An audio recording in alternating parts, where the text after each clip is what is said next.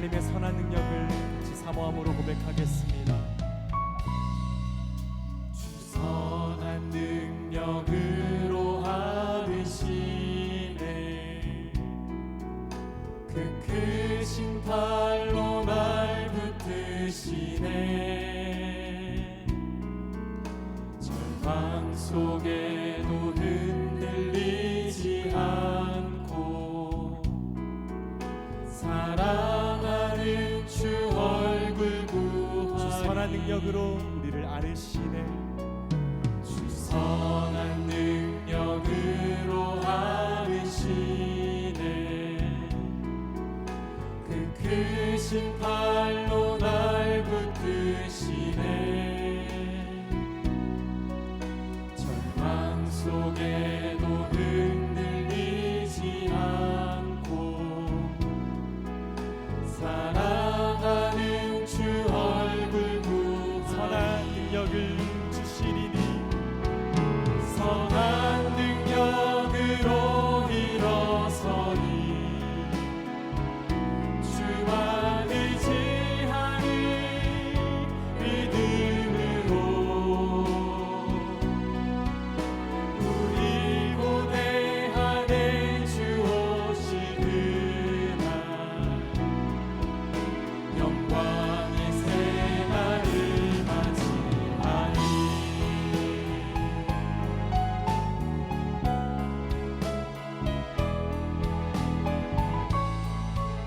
이전의 괴로운 하나님께 고백하며 찬양하겠습니다. 이전의 괴로운 날에 워싸고 고난의 길을 걷는다 해도 주님께 모두 맡긴 우리 영혼 내 승리의 날을 이전의 괴로움을 하나님께 고백합시다.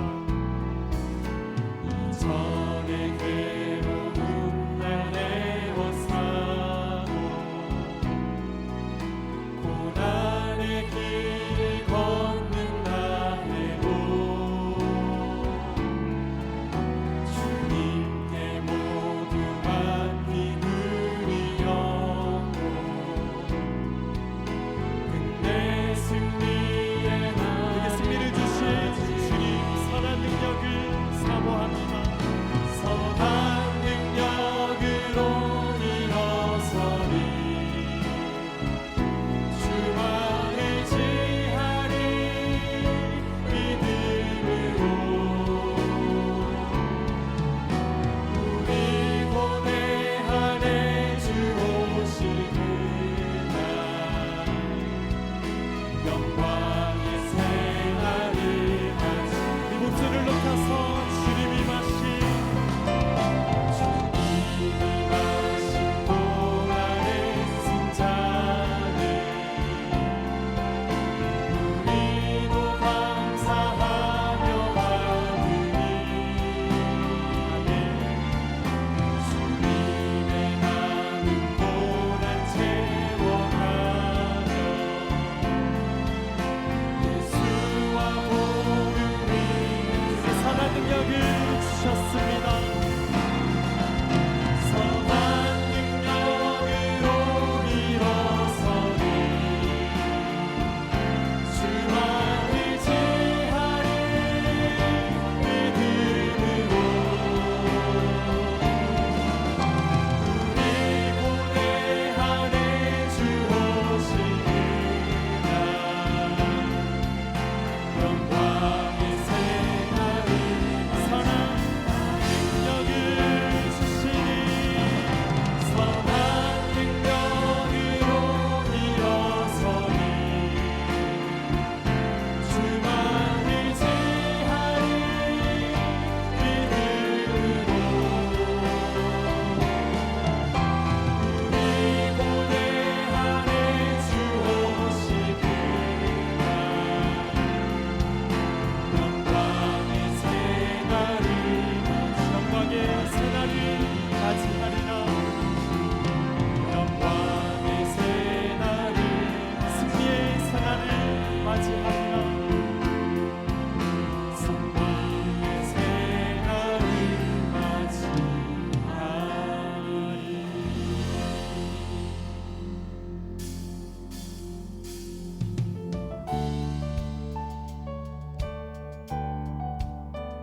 함께 손뼉치면서 주님의 이름 안에 우리를 불러주신 주를 찬양합시다.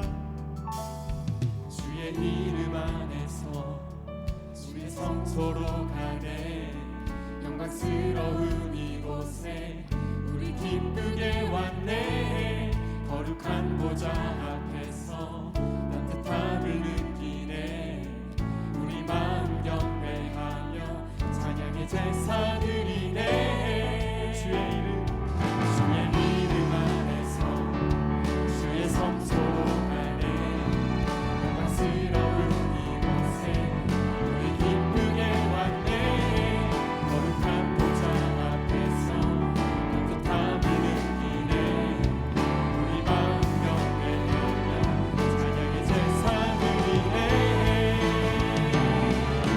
찬양의 제사 드리며 성소로 들어갑니다.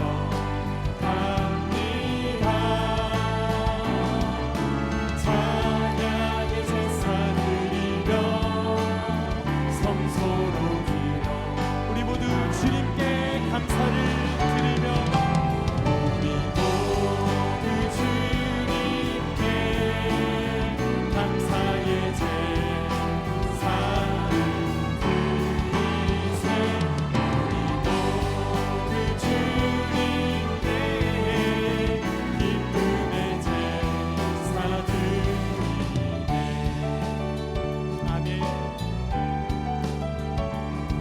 기쁨의 손뼉치며 주의 말씀을 우리에게 허락하셨습니다.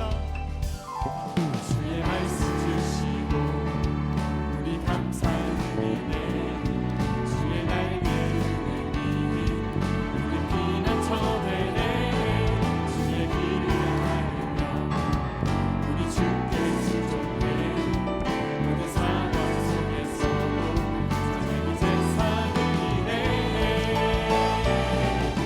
찬양의 제사 드리며 성소로 들어갑니다.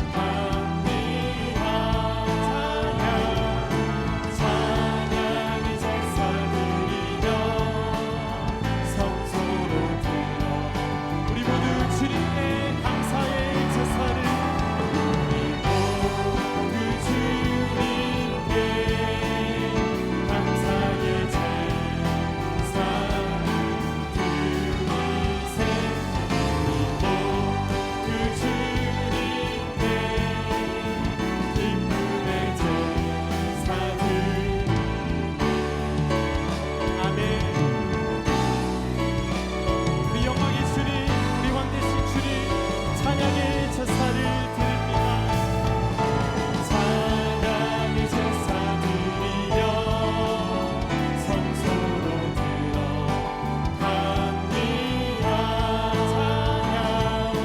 찬양의 제사 드리며 성소로 들어 우리 감사의 제사를 주님께 우리 모두 주님께 감사의 제사를 드리세 우리 모두 주님께 기쁨의 찬양의 제사를 주님께 드립시다.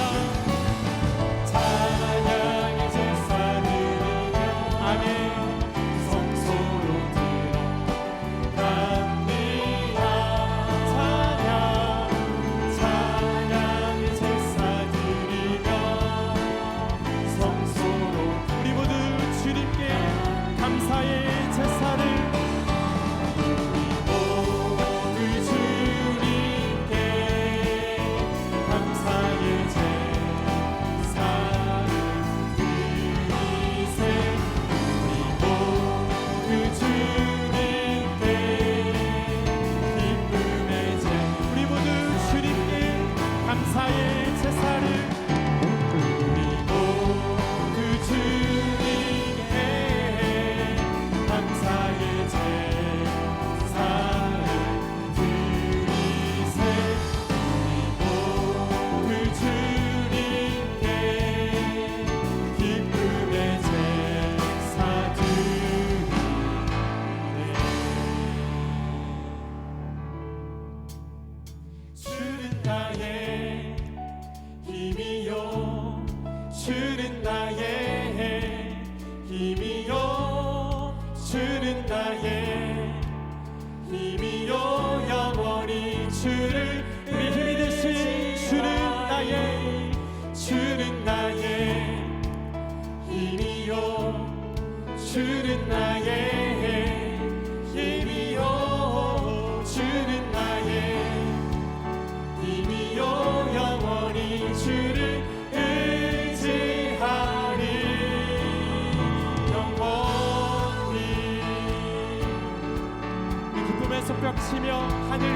주님밖에 하늘 위에 주님밖에 내가 사모할 자 이 세상에 없네 내 맘과 힘을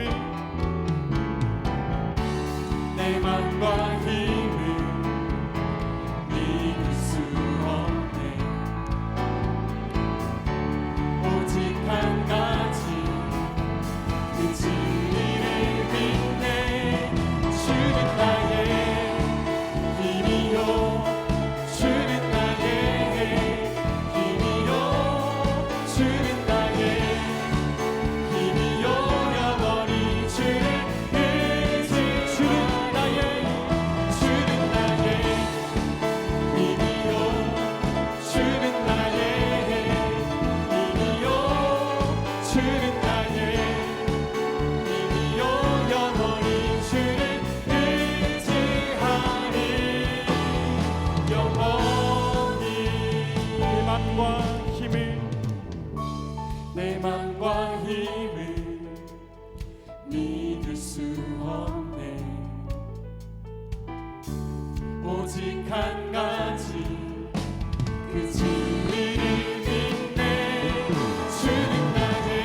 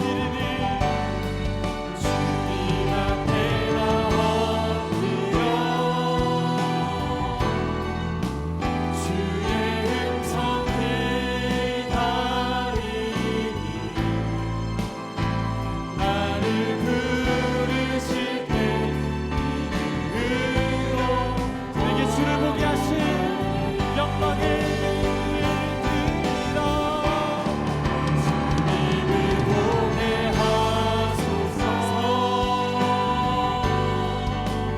나를 붙드소서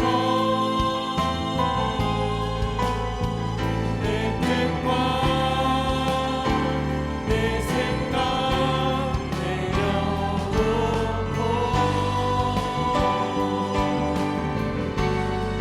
주님 앞에 나 엎드려 주의 음성 기다리니 나를 부르실 때 이를 불러주신 주님을 향해 우리 눈을 들어 주님을 보게 하소서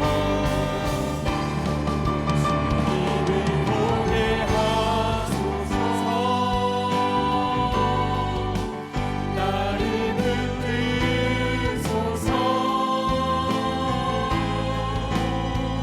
내 뜻과 내 생각 내려놓고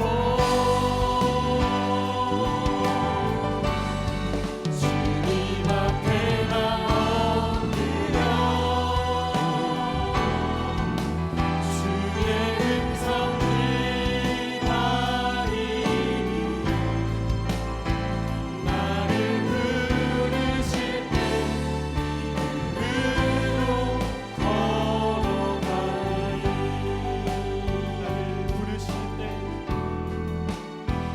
나를 부르실 때 믿음으로 걸어가리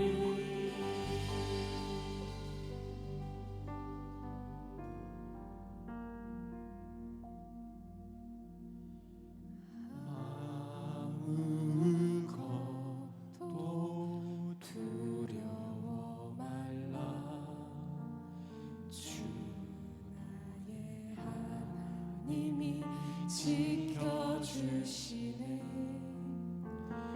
놀라지 마라 겁내지 마라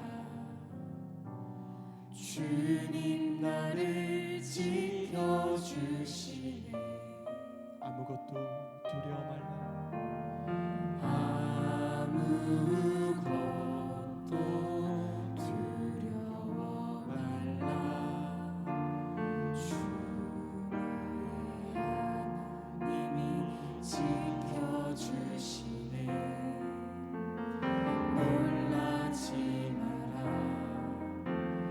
겁내지 마라 주님 나를 지켜주시네 우리의 마음이 힘에 겨워서 내 마음이 힘에 겨워 지칠지라도 주님 나를 지켜주시네 세상의 험한 풍파 몰아칠 때도 주님 나를 지켜주시네 주님은 나의 산성이시니 주님은 나의 산성 주님은 나의 요새 주님은 나의 소망 나의 힘이 되신 여호와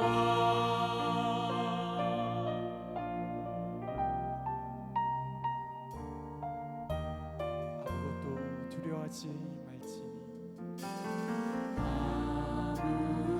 아무것도 두려워 말라 주 나의 하나님이 지켜주시네 놀라지 마라 겁내지 마라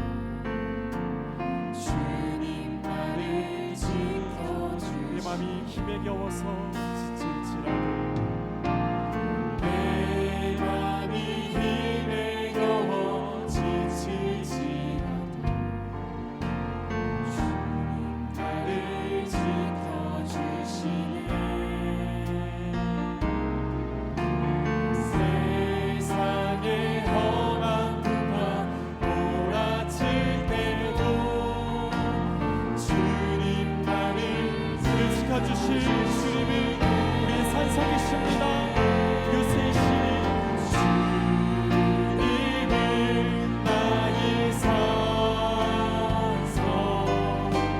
주님은 나의 요새, 주님은 나의 소망, 나의 힘이 되신 주님은 나의 산성 요새니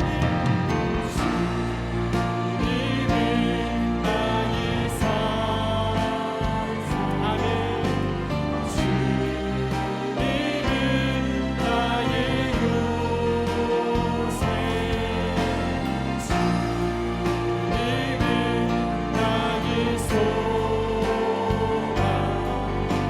우리 힘이 되신 여호와 하나님을 높여드리며 주님은 나의 산성이십니다.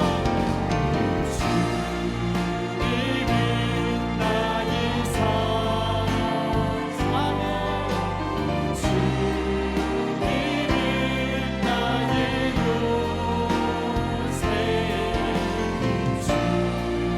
주님은 나의 소망,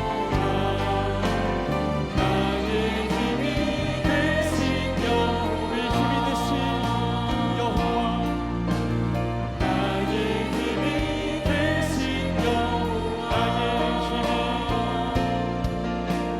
나의 힘이 되신 여호와.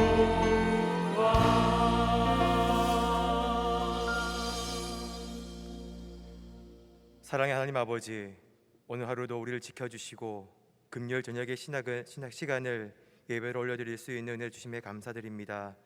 마음과 정성을 다해 올려드리는 경배를 기쁘게 받아주시며 말씀으로 찾아오사 우리의 심령을 회복시켜 주시고 새롭게 되는 은혜를 허락하여 주시옵소서.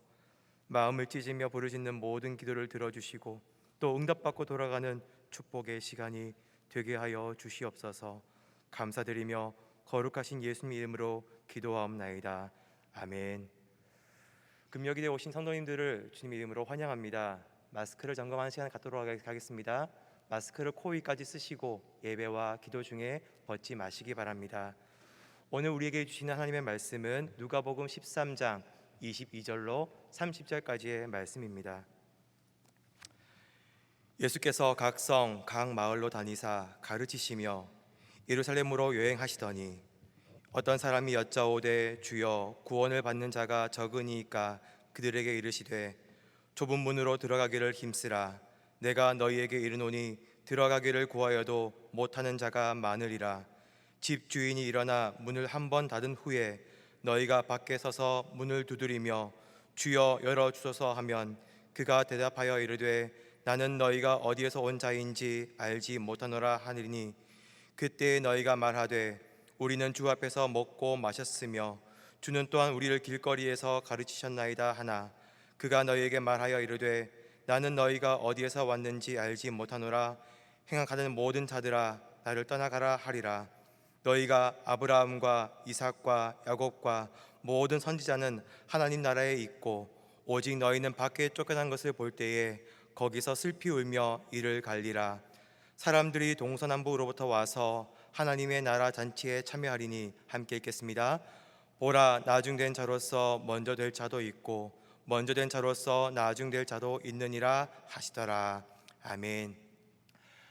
예수님의 3년간 공생의 기간 동안 수많은 질문을 받으셨습니다. 선명하고 명확한 대답으로 그에 반응하시기도 하셨고요, 때로는 모호하게 비유의 이야기로 그 대답을 대신하시기도 하셨습니다. 오늘 설교는 이 본문을 어떤 알레고리적 해석이 아니라 원어를 중심적으로 말씀 접근해서 풀어내고자 합니다. 헬라어라든지 히브리어 언급이 좀 많더라도 미리 양해를 구하겠습니다.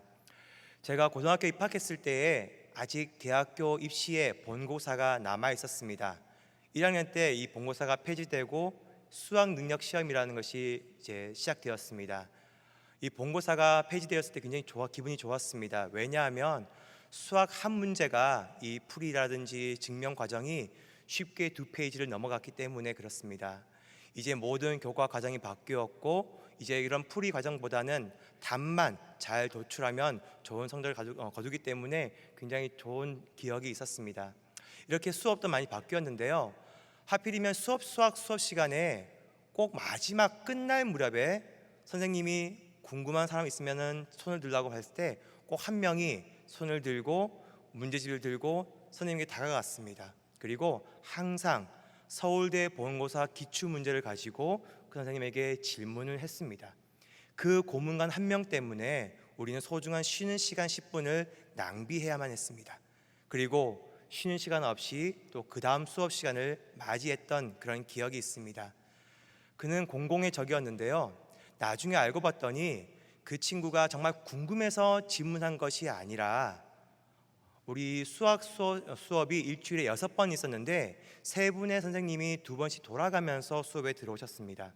그런데 그 중에 한 분이 굉장히 아리따운 여자 선생님이어서 그분께는 굉장히 어려운 질문을 하면서 인정받고 싶고 관심을 끌려는 그런 의도가 있었고요.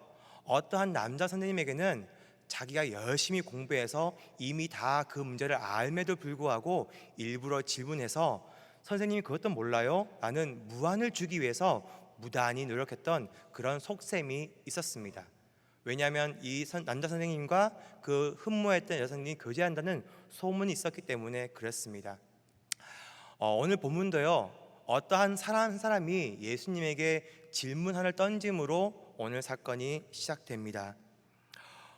23절 볼까요? 23절 보니까 어떤 사람이 여짜오되 주여 구원을 받는 자가 적으니까 라고 묻습니다. 사실 이 질문은 랍비들 사이에서 굉장히 빈번하게 제기되는 논제였습니다. 그들은 아브라함의 혈통을 가진 사람이면 누구든지 구원을 받을 수 있다라는 포괄적 구원을 가지고 있었고요. 또 반면에 혈통 속에서도 율법에 합당한 자, 즉 그 소수만이 구원을 받을 수 있다라는 배타적 구원관을 가지고 있었고, 이 두 구원관이 충돌해서 어느 것이 맞느냐라는 논쟁이 빈번하게 발생했습니다. 이 어떤 사람은 이 빈번한 논제를 가지고 바로 예수님께 묻고 있는 것입니다. 하지만 이 어떤 사람이 정말 이 질문이 궁금해서 예수님께 물은 것이 아닌 것 같습니다. 예수님의 관심을 끌기 위한 그런 의도도 있었던 것 같고요. 또 자기가 혈통뿐만 아니라 왜 하필 이 구원받는 사람은 적습니까? 의도된 질문을 했던 이유는 자기 자신이 혈통적으로 유대인뿐만 아니라 어떤 율법적인 그 배타적인 조건을 걸어서라도 나는 그 최소한의 구원받은 소수에 들어갈 수 있다는 확신 속에서 인정받고 싶은 그런 마음에서 예수님에게 이 질문을 드린 것입니다. 마치 선생님 언제 숙제 검사합니까? 라는 질문은 숙제를 한 사람이 할 수 있습니까? 안 한 사람이 할 수 있습니까? 네, 숙제를 한 사람이 자신 있게 선생님께 물을 수 있는 것이죠. 그만큼 이 사람은 자신이 있었고 인정받고 싶었고 그렇게 자기가 예상한 대답을 듣고 싶었던 것입니다.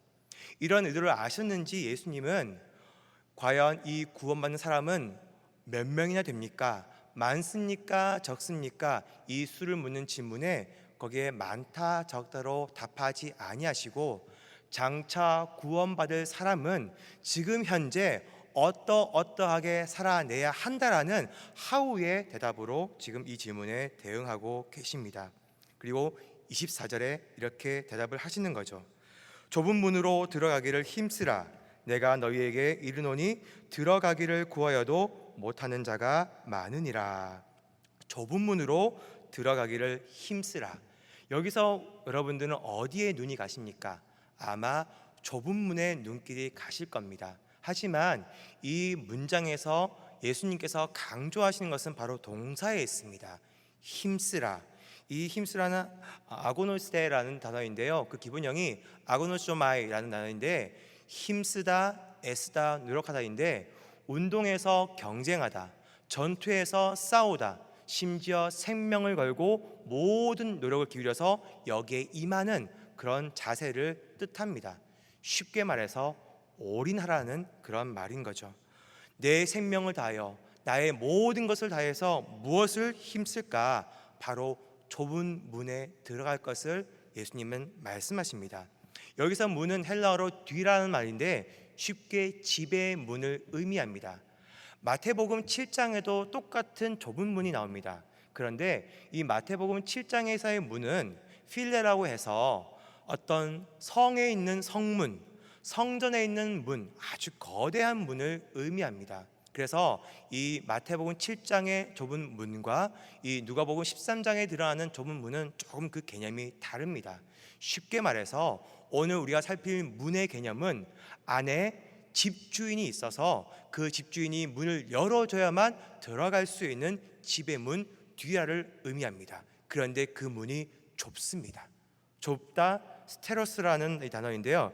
이 스테로스는 신기하게도 구약의 어떠한 문장과 굉장히 연관이 있습니다. 예레미야 30장 7절 말씀인데요. 이 말씀 우리 함께 읽어보도록 하겠습니다. 슬프다 그 날이여, 그와 같이 엄청난 날이 없으리라. 그 날은 야곱의 환난의 때가 되미로다.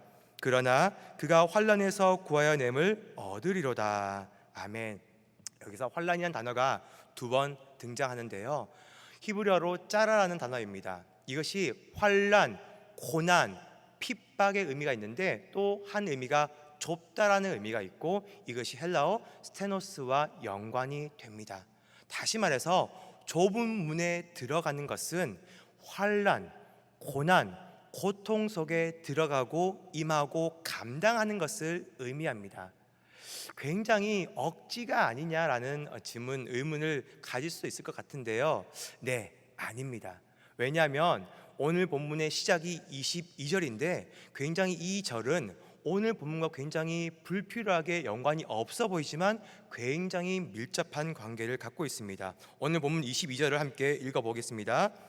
예수께서 각 성, 각 마을로 다니사 가르치시며 예루살렘으로 여행하시더니, 과연 구원을 몇 명이나 받으며, 그리고 이 구원에 임하는 것은 굉장히 어렵다, 그러니까 너희는 이러할 것이고 어떻게 해야 된다, 이 내용과 예수님이 여기저기 다니시는데 예루살렘으로 여행하신다, 전혀 관계가 없어 보이죠. 그런데 여기서 여행하다는 단어가 문자적으로는 계속해서 나아가다라는 의미가 있습니다.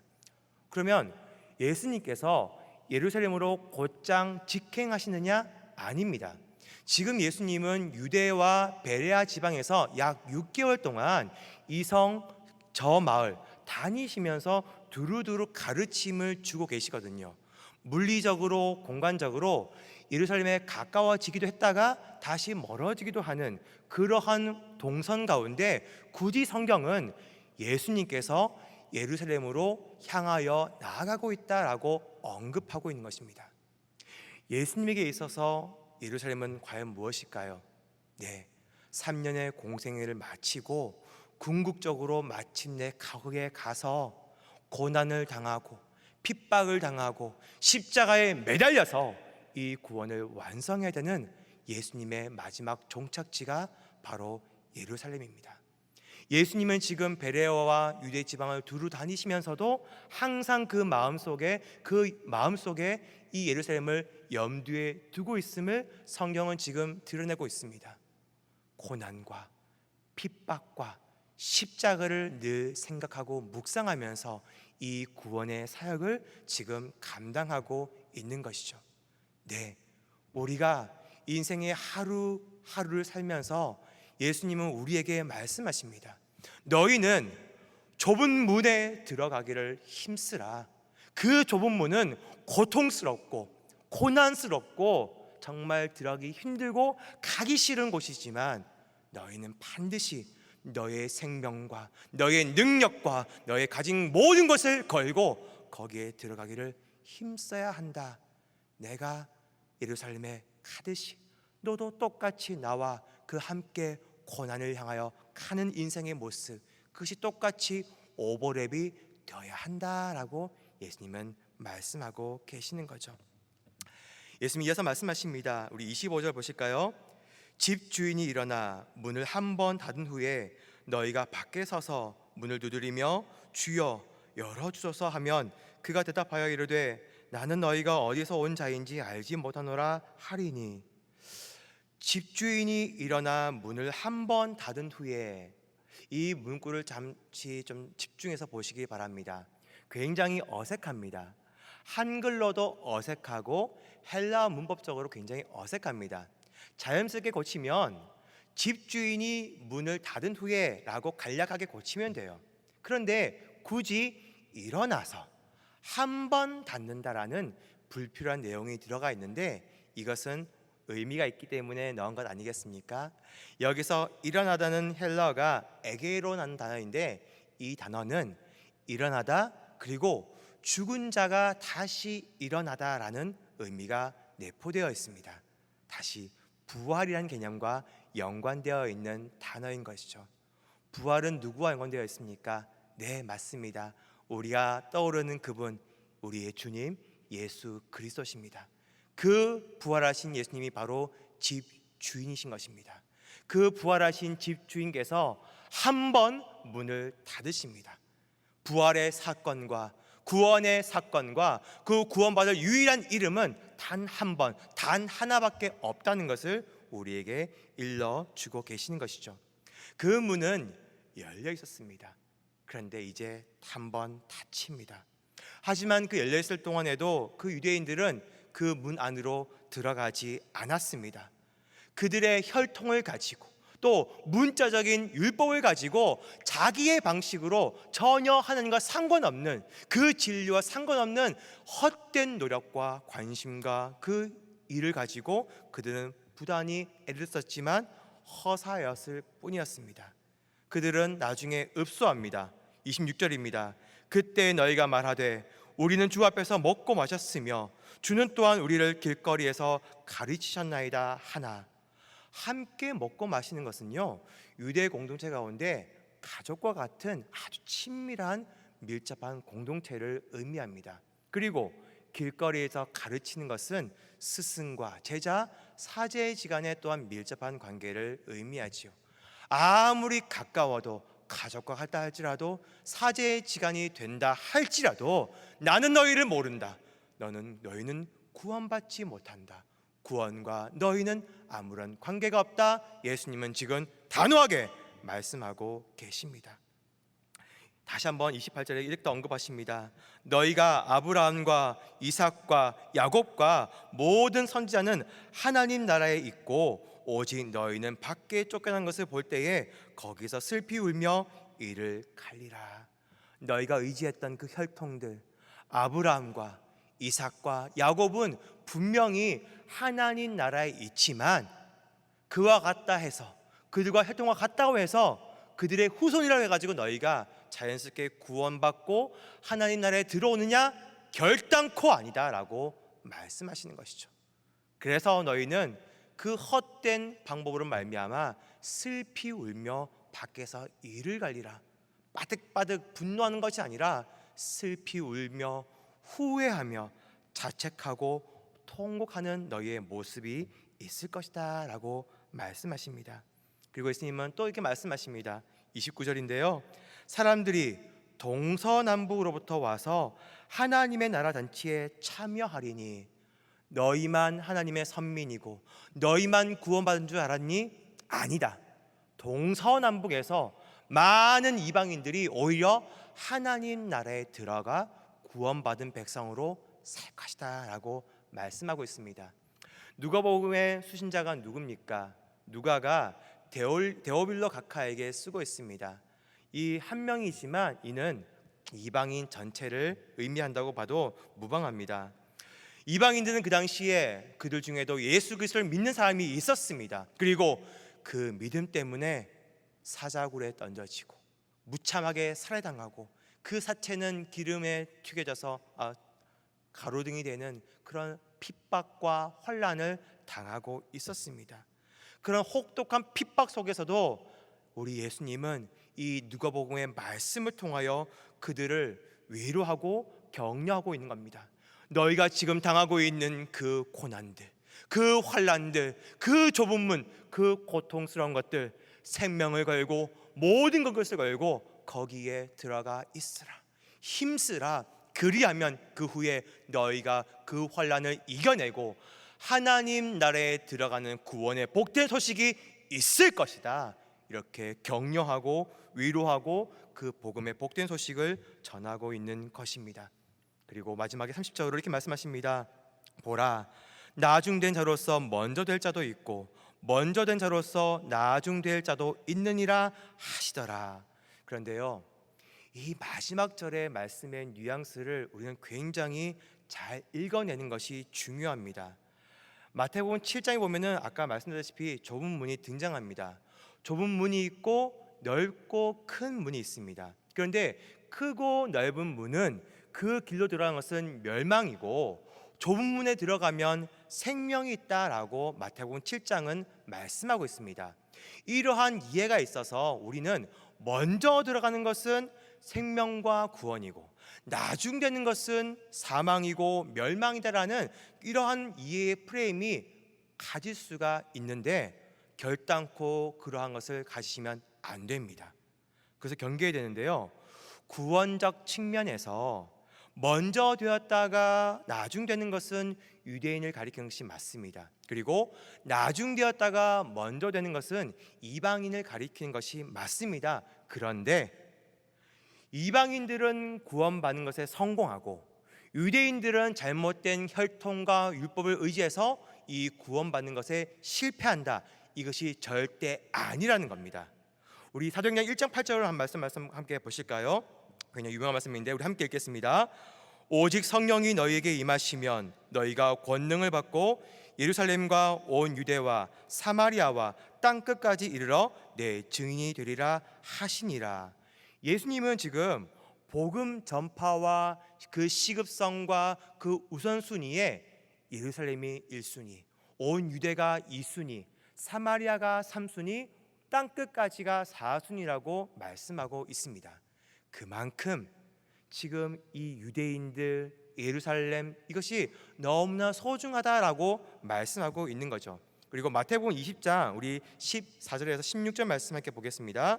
내 것이나 가지고 가라. 나중 온 이 사람에게 너와 같이 주는 것이 내 뜻이니라. 내 것을 가지고 내 뜻대로 할 것이 아니냐. 내가 선함으로 내가 악하게 보느냐. 이와 같이 나중된 자로서 먼저 되고 먼저 된 자로서 나중 되리라. 이 말씀이 있습니다. 포도원 품꾼 이야기인데요, 12시간 일한 사람에게 한 데나리온 주기를 약속하고 그 약속대로 줍니다. 그런데 일손이 모자르니까 나중에 이 포도원 주인이 6시간, 3시간, 심지어 1시간 일한 일꾼에게도 한 데나리온을 줍니다. 그래서 먼저 온 자들이 불만을 터뜨립니다. 이때 포도원 주인이 이렇게 말하죠. 이건 내 뜻이다. 먼저 놓은 너에게 약속대로 한 데나리온을 주지 않았느냐. 조금 일한 사람, 나중 온 사람에게도 똑같이 주는 것, 더 주는 건 내 배려고 내 은혜이고 내 긍휼함의 결과이다 라고 말씀하시는 거죠. 네, 그렇습니다.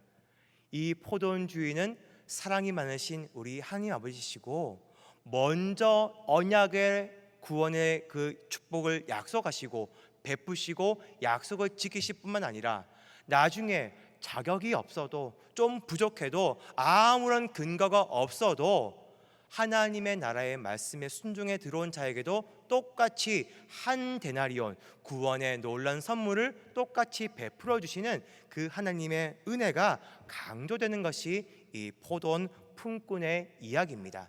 그리고 한 얘기 더 할까요? 요한복음 15장에 보면은 참 포도나무 비유 이야기가 나옵니다. 우리 1절과 2절 말씀 함께 읽어보겠습니다. 나는 참 포도나무요 내 아버지는 농부라. 물은 내게 붙어 있어 열매를 맺지 아니하는 가지는 아버지께서 그것을 제거해 버리시고 무릇 열매를 맺는 가지는 더 열매를 맺게 하려 하여 그것을 깨끗하게 하시느니라 라고 말씀하고 계십니다. 굉장히 무서운 말씀이시죠. 왜냐하면 예수님은 참 포도나무이시고 우리는 가지인데, 우리인 가지가 포도 열매를 맺지 않으면 우리는 잘려져 가지고 제거당하고 나중에 불살라버리는 무시무시한 심판의 대상이 되고 만다는 뜻에서 과연 내게 구원의 열매가 있을까?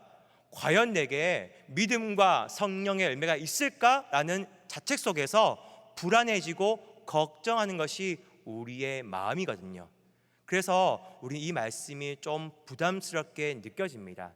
여기서 제거하다라는 이 헬러 야이로는요, 10번 사용될 때 9번 이상은 이 메인 미닝 그대로 제거하다라는 뜻이 있어요. 하지만 우리가 알다시피 영어라든지 헬라어에는 복수의 의미가 있습니다. 이 두 번째 의미가 바로 lift up, 들어 올리다라는 뜻이 있는데요. 이 이스라엘의 포도나무는요, 우리나라의 포도나무 비슷하게 가지가 굉장히 가늡니다. 그래서 이 지탱한 힘이 약한데요, 오늘날의 포도나무는요, 철사로 이 포도나무가 처지지 않게 지탱을 합니다. 이 예수님 시대에도 이 포도나무를 가지가 땅에 닿이지 않게 배를 해줬는데요. 왜냐하면은 건기와 우기 때 이 가지가 땅에 닿으면 건기이기 때문에 이 가지에서 뿌리가 내립니다. 그래서 이 가지는 열매를 맺지 못합니다. 그리고 우기 때 이 가지가 땅에 닿으면 그 습기 때문에 가지가 썩어버립니다. 역시 열매를 맺지 못하죠. 그래서 농부는 이 가지가 세상 땅에 닿이지 아니하도록 돌을 받쳐다가 이 가지를 들어 올립니다. 그래서 결국 그 가지가 포도 열매를 맺게 배려해 주시는 것이죠. 그렇다면은 이 요한복음 15장의 내용의 뉘앙스가 달라집니다. 차가운 무서운 심판의 이야기일 수도 있겠지만, 반면에 이중적으로 농부 주인이신 하나님 아버지께서 우리가 열매 맺도록 땅에 닿이지 않게 깨끗하게 들어 올려 주시는 따뜻한 사랑의 은혜의 말씀으로 우리는 이해가 될 수 있는 것이죠. 그렇습니다. 우리 예수님은요, 이방인도 살리시기를 원했고 유대인도 살리시기를 원했습니다. 동서남북에 있는 이방인들에게는 구원의 은혜, 나중 된 너희도 구원받을 수 있다라는 그 복된 소식을 선포하는 것이고, 선민인 이스라엘 민족에게도 너희는 지금 올바르게 지금 하나님을 향하여 유일한 진리의 이름 예수 그리스도를 온전히 인정하고 바라보며 그 진리를 올바르게 직시하라고 질책하고 지금 독려하고 계시는 것입니다. 오늘 본문의 내용은 바로 이러한 내용입니다. 그런데 우리는 아직 뭔가 부족합니다. 마지막에 있는 이 먼저와 나중에 이 잘못된 정서가 우리 마음 가운데 있다는 것이 문제입니다. 뭐냐면요, 우리 모두는 구원받은 하나님의 사람들이에요. 하나님 나라의 잔치에 참여한 사람들입니다. 그런데 이 잔치에서 우리가 먼저 되느냐 나중 되느냐, 다시 말해서 상석에 앉느냐 말석에 앉느냐, 이걸 가지고 고민하고 염려하는 그런 잘못된 마음이 있다는 것입니다. 주위를 둘러보면은 똑같은 믿음 생활을 하고 똑같은 교회에서 예배드리는 믿음 생활 동역자들인데, 어떤 사람은 풍성하고 부요하며 강건하고 형통한데, 나는 질병 속에서 공고하며 어떤 환난과 그 모든 핍박들이 연이어서